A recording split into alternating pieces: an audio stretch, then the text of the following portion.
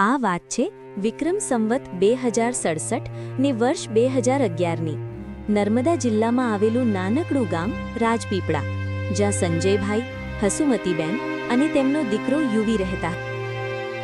શ્રાવણ માસ હતો. ગામમાં ઘેર ઘેર દશામાના વ્રત થતા હતા. યુવી પણ વ્રત લેવા માંગતો હતો, પણ તેની મમ્મીએ ના પાડી.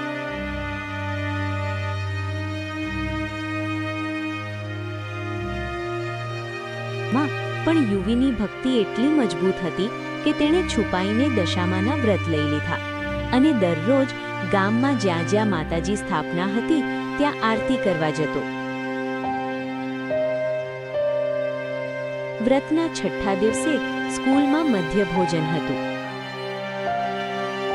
મેડમે યુવીને જબરજસ્તી ભોજન માટે બેસાડ્યો, પણ યુવીના મનમાં વ્રતનો વિચાર ચાલતો હતો.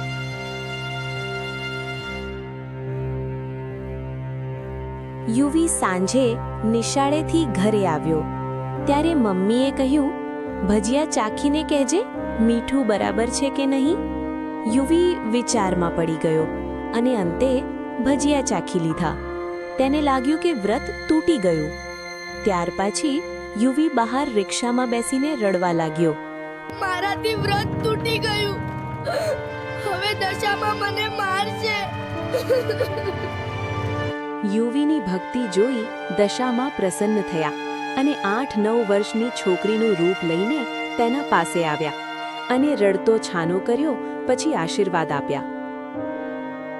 દશામાં બોલ્યા, દીકરા, તારી ભક્તિથી હું ખૂબ પ્રસન્ન છું અને મારા નામે લોકોના દુઃખ દૂર કરજે. હું હંમેશા તારા સાથે રહીશ અને તારા નામનો ને તારા રાજપીપળા ગામનો ડંકો વગાડીશ.